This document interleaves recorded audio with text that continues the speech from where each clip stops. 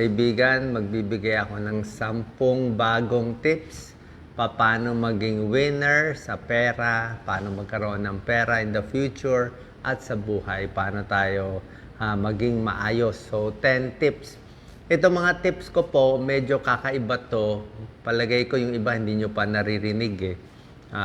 O baka hindi nyo rito mababasa. Mga iba dito, ni-research ko. Mga iba naman dito ay from my experience. Marami tayong libro binabasa at sa edad ko, sa tingin ko makakatulong to. Bagay to sa mga Pilipino kung ano yung kulang natin. Wala naman tayong agenda dito eh. Tulong lang talaga sa kababayan natin. Kasi marami nga nahihirapan ngayon sa pera at sa buhay. 10 tips. Pero yung unang 3 tips ko, ito ang sinasabing secret to success. Pag meron kayo nitong 3 nito, malaking chance magiging successful sa iyo. Turo din to sa akin ng isang kamag-anak ko. O, tingnan nyo kung tama o mali ah. Itong first 3 tips, keys to success is 1, dapat ay may hard work kayo. May sipag. Common sense, di ba? Dapat masipag, dapat lumalabas ng bahay, nagtatrabaho. That's number 1. Number 2, secret to success, the right partner or the right spouse. O, magugulat kayo dito sa second tip ko, mag-comment kayo. Pero kung titingnan nyo yung mga successful na tao, malaking tulong kung tama yung partner nila, yung naging asawa nila. Okay? Pag naging tama yung asawa nila, good partnership, marami sila nagagawa. Pero kung mamalasin, napunta sila sa hindi tamang partner, nag-away sila, nagsiraan sa social media, nag-divorce, nag-away sa pera, masisira din yung negosyo nila. So, hard work, number 1. Number 2, right spouse, right partner, very important sa kabataan. And number 3, dapat may luck, may swerte ka rin. Diba? Kung merong magkukulang dito sa 3, baka hindi mo maabot. Okay? So, may hard work nga, may konting luck, mali naman nasira sa partner, minsan nasisira din. So, yan ang 3.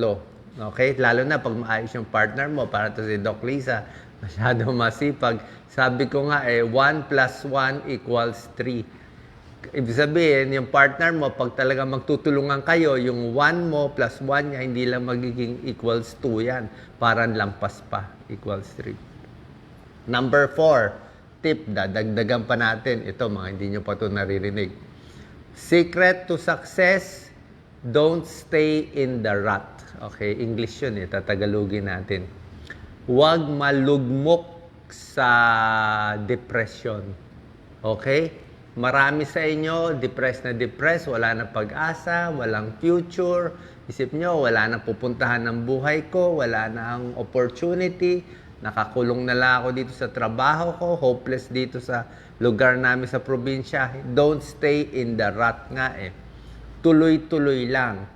Nagsubok ka, nagkamali ka, ano ang secret? Sabi ni Denzel Washington, fail forward.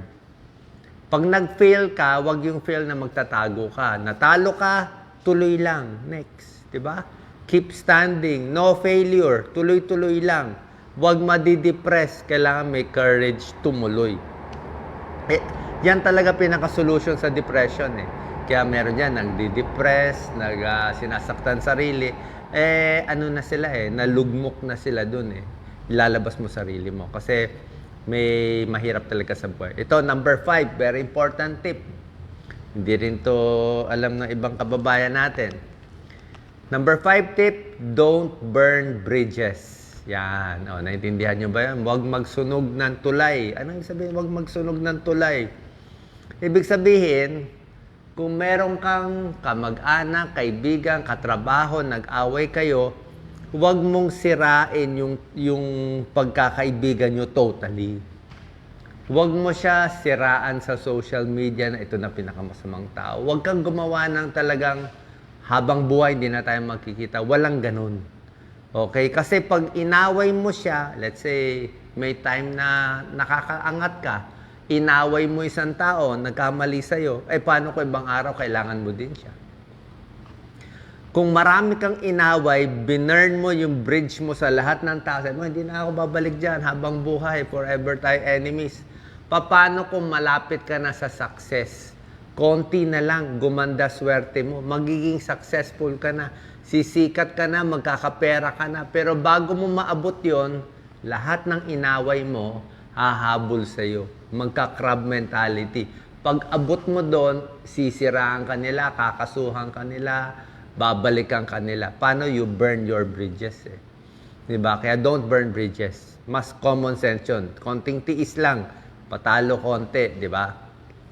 Number 6, make use of your luck. Anong sabihin, make use of your luck? Bakit may tao parang laging swerte? May tao parang laging malas. Actually, if you look at the percentage, wala namang ganon. Diba? Siyempre, ang Diyos bibigay sa atin balance eh.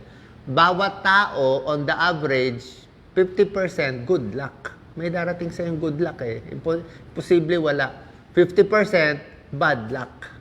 Diba? May good, may bad. Ngayon, ang sikreto, ano gagawin mo sa good luck pag dumating? May tumawag sa opportunity, may kumuha sa'yo, may magandang offer sa trabaho, o ganyan.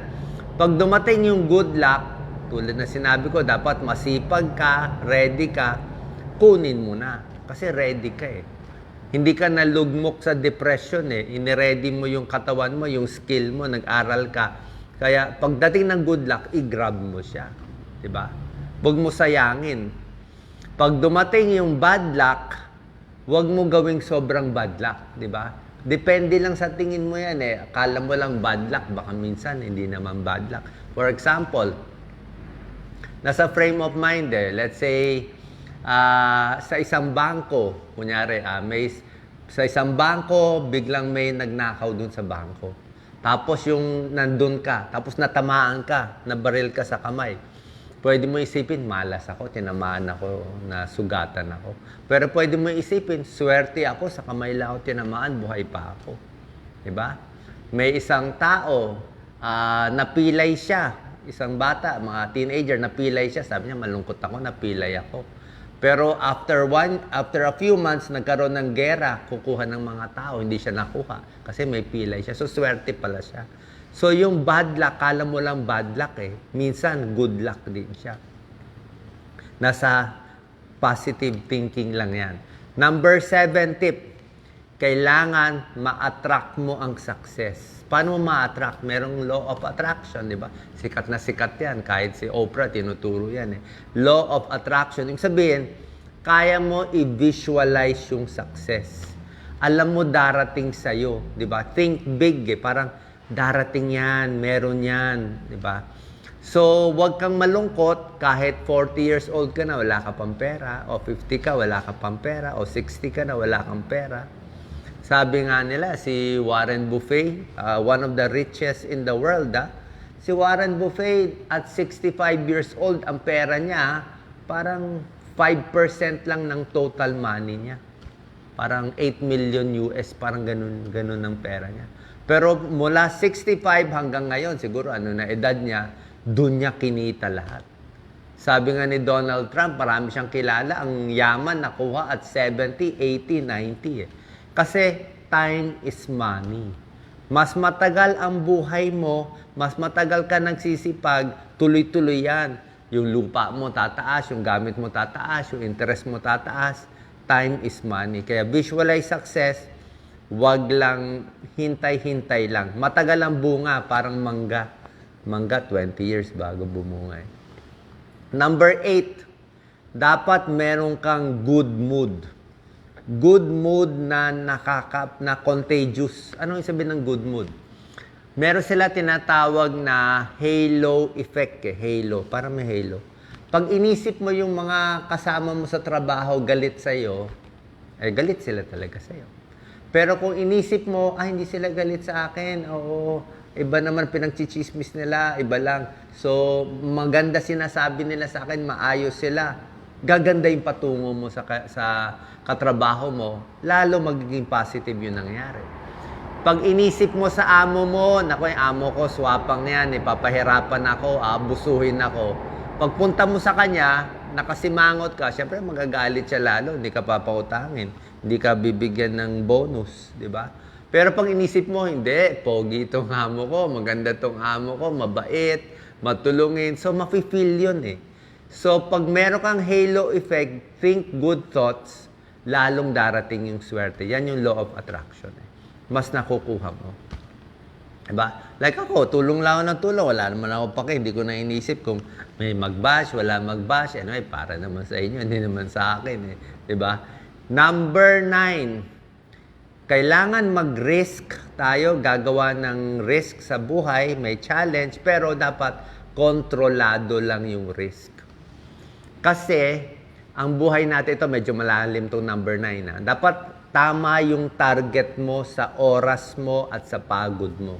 Saan mo lalagay yung pagod mo? Ito yung mahirap na desisyon. Lalagay mo ba yung pagod mo sa sariling negosyo? Good luck. Sana kumita. Lalagay mo ba yung pagod mo sa pag-aaral? Lalagay mo ba yung pagod mo sa pamilya lang? Pag-aalaga lang ng pamilya? Hopefully, pag papamanahan ka. So, saan mo ilalagay yung effort mo? Dito ba? Dito? Dito? Hindi mo naman magagawa lahat eh. Diba? Hindi mo naman magagawa lahat. So, pipiliin mo dapat sakto lang na doon mo ita-target na sa tingin mo makakatulong sa'yo, okay sa'yo, mahirap yung mga decisions na yan eh. Trabaho, sa sarili ba? O kung let's say may output ka, yun lang ang gagawin. For example lang, short lang to. Like ako, nag-umpisa ako, gusto ko tumulong sa tao. Alam nyo naman, di ba? Kaya tayo ng doktor. Hindi nga ako sumisingil ni piso kahit kanino. 20 years na po ako, walang professional fee. Magtanong kayo, kahit sinong Pilipino. Wala ako siningil mula 2006 pataas. So may focus ako nun. Magfo-focus ba ako kumita ng pera o tumulong sa mahihirap? Pinag-iisipan ko nun eh. Sabi ko, tulong nila ako sa mahirap. Kasi pag kumita ng pera, mahirap din. Baka matanda na ako by that time. Eh. Sabi ko, tutulong na agad ako. Kaya puro na ako medical mission. Sabi ko, focus ko. Sa mga content, saan ako magpo-focus? English ba sa abroad? Marami na akong followers nun sa YouTube na puro foreigner. Parang 10,000 na ako nun. Pero sabi ko, kawawa kababayan natin. Magtatagalog na lang ako. Kahit walang monetize, okay lang, Tagalog na lang tulong. Decision ko yun eh. Decision ko sa networking. Magne-network ba ako? Pupunta ba ako sa mga iba't ibang TV station? Magta-try ako ng kumuha ng show, makatulong? Or focus na lang ako dito sa YouTube, Facebook? Bahala kayo. Diba? Output lang ako ng output. Dito lang ako, focus lang ako. So yan ang mga decision ko na sabi ko, dito na lang ako, output ako. Hayaan mo sila lumapit pag kailangan na nila. So, yan ang mga decision, pag-iisipan nyo. Saan nyo lalagay yung oras nyo? Siyempre, sa pamilya ba? Sa boss ba? Sa trabaho? O pagpapalaki ng skill mo? Pero para sa akin, maganda yung pinapalaki yung skill mo. Minsan kasi, ubusin mo yung oras mo sa isang tao. Kala mo mayaman. Nag-ubus ka ng 2 taon, in the end, wala naman eh. Pag nagka-problema ka, sipa ka rin eh, di ba? Hindi ka naman kailangan nila. Ginamit ka lang, di ba? So, focus ka na lang sa skill mo, sa sarili mo, tapos tulong pa rin, pero huwag ka na umasa. Basically, walang maasahan, sarili lang eh. Sa pamilya, piliin mo rin kung sino yung matino sa pamilya. Hindi lahat matino eh. May tao, pag tinulungan mo, mabait. Pero may tao manggagamit ngayon. Sa panahon ngayon, siguro, mga 95 to 98% manggagamit eh. Konti na lang ang matitino. Number 10, para maging winner sa pera at sa buhay, kailangan magtipid. Okay? At kailangan turuan pa yung mga Pilipino magtipid. Anong ibig sabihin ng magtipid? Pag ang pera mo per month is sweldo mo 30,000. Let's say 30,000 malaki. Ang gastos mo naman 30,000. So wala ka rin ipon. Pero kung yung kasama mo ang sweldo 25,000, pero ang gastos lang niya 20,000, mas makakaipon siya kasi nagtipid siya. Tsaka magugulat kayo lahat ng mayaman matipid. Lahat ng mayaman kaya yumaman meron silang pagtitipid. Ganito pera nila, ang lifestyle nila mababa, laging pangit ang t-shirt. Usually yan talaga ang branding ng tunay na pinakamayayaman. Parang si Mark Zuckerberg, t-shirt lang, oh. Hindi importante kasi iba yung focus nila eh. Okay, so kailangan nyo pa rin magtipid. Dagdagan ko lang ng tip. Number 11, dapat meron kayong magandang goal sa buhay. Hindi pwede pansarili lang. Mas suswertihin kayo sa pera, sa kaibigan, at sa buhay kung maganda ang goal mo. Let's say, kahit maliit lang, para dito sa lugar namin, sa barangay namin, kung meron kang gustong tulungan sa grupo, you need something. You need to have a goal. Kundi, wala kang purpose sa buhay, hindi darating yung swerte. Paano hindi ka tumutulong eh? Diba? Para dumating sa'yo yung luck, kailangan ikaw muna mag-e-effort magbigay. Kailangan magtatanim ka muna. Like ngayon, sa private tayo, marami pa tayong goal. Diba? Sabi mo, Dok, wala ka na dapat goal. Hindi, marami akong goal. Sabihin ko sa inyo yung goal ko. O, kita mo paano gaano kabaliko yung utak ko. Ang goal ko, tutulungan ko 110 million Filipinos. Okay? Paano mo tutulungan? Wala kang pera. Hindi ko masabi. Sa private lang, wala. Who knows? Like dati, ginawa ng Gawad Kalinga, nag-viral yun. Di ba? Maghahanap lang ako ng virality ng pagtutulong na lahat ng tao pwede tumulong doon sa project ko. At least makatulong tayo bawat Pilipino, makakuha ng something livelihood. Maraming mayayaman na mga tycoons dyan. Maraming pera, hindi lang alam saan nilalagay. Ang dami ko nakakausap mayaman, hindi lang nila alam saan lalagay. Paano mahirap nga magbigay ngayon eh. Pag nagbigay ka, mababash ka lang. Naghahanap pa sila ng tao o tulay eh. So yun eh, meron dyan, maraming taong matutulungin, may pera, may effort, wala la sila mapagkatiwalaang pagbibigyan ng pera at paglalagyan ng magandang project. Diba? Sa akin nga, gusto ko nga, hindi nadadaan sa akin pera. Pero meron tayong magandang magagawa, ala Gawad Kalinga noon, yung mga bahay nila. Pero ito sana, more practical na makakagamit. So, hindi ko pa rin sure kung ano yon, pero may dream pa rin ako. Hindi ako tayo hihinto. Kung di ko magamit pera ng gobyerno, di sa kanila na pera ng gobyerno, dito tayo sa private, walang problema. Pero hindi tayo titigil kasi tingin ko, possible eh. Lagi ko iniisip, possible. Diba? Hindi ko sasabihin mo, impossible. Sige, tingnan natin kung impossible. Impossible din naman magkaroon ng 17 million followers eh. Lahat naman imposible. Diba? So, lahat possible kasi naniniwala ako, basta maganda goal mo, darating yung blessings. Kung may mga anghel yan, nakikinig, ay, tulungan na lang natin si Doc. Maganda yung goal eh. Doon natin padala yung good luck eh. Diba? So, hindi mo masabi kung anong mangyari. Merong law of attraction, very practical to lahat, pero very spiritual din. Kino-combine natin para swertihin kayo sa pera at sa buhay. Good luck po.